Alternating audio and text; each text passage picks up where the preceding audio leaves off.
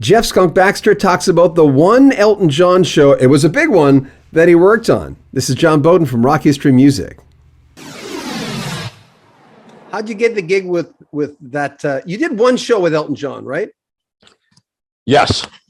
Because I asked Kenny Passarelli, and I remember I talked to him off and on, and I talked to him now and then, and I emailed him, and I says, "What? There's this picture, and there's Jeff Skunk Baxter," and I said, "How many shows?" And he said, "I don't remember two." So how did that happen?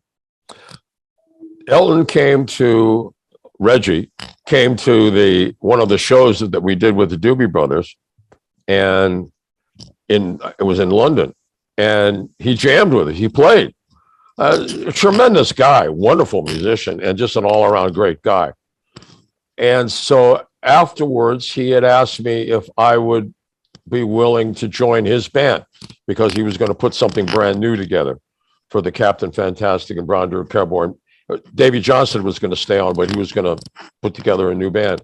I said, unfortunately, I really have made this commitment to the Doobie Brothers, but however I can help, you just tell me and I'll help. So he said, well, will you at least do the Captain Fantastic Brown Dirty Cowboy performance at Wembley?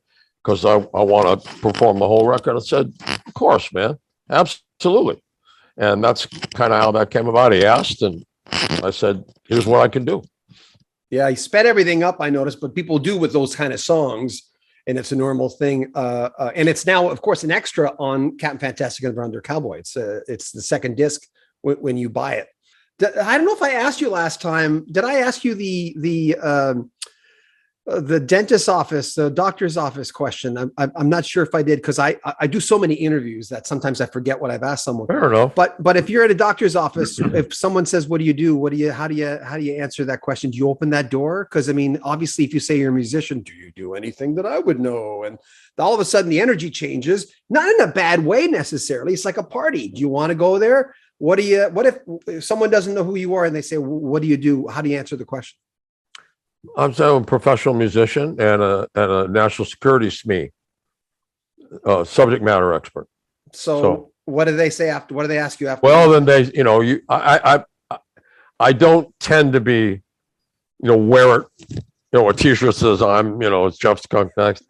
They said, well, have you done anything I've ever heard to? I said, well, yeah, I started a band called Steely Dan, and then I played in the Doobie. Oh, then the conversation opens up, but I don't open up with, hey, I'm this really cool guy who's played in these bands. I just find that slightly distasteful. Well, also, reputation is someone else's business. I always say. I always go, you're not in charge of your rep. Someone else will decide whether right or wrong what you are. So it's a question that's come up a lot. It's interesting. So many musicians I know say, I never lead with that. I can't lead with that kind of thing. If someone wants to say who I am, that's fine. Yeah, I think that's the right way to approach it. Yeah. I mean, the way you want to do things, or the way I like to do things, is you try to start on as a level playing field as possible. That eliminates a number of biases, except for obviously the neuropassive linguistics when you first meet somebody. That's a fancy word for body language, et cetera. But no, I was thinking about the doctor's office. Used to go to a dentist. His nickname was Smoke. Really cool guy. And he knew I was a musician. So we set up a really nice music listening system in his office.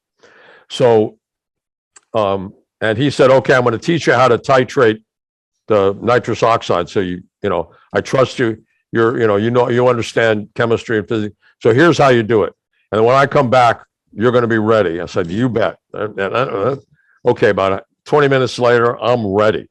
I got the headphones on, beautiful set of headphones, and I'm listening. And then they start to operate, they start to do the thing. And I gather about 45 minutes into it, all of a sudden they're ripping all the stuff off my face and the mask and everything. And I'm going, wow, what's happening? It says, are you okay? I said, yeah, I'm fine. What's the matter? Well, you got tears streaming down your face. Are you in pain?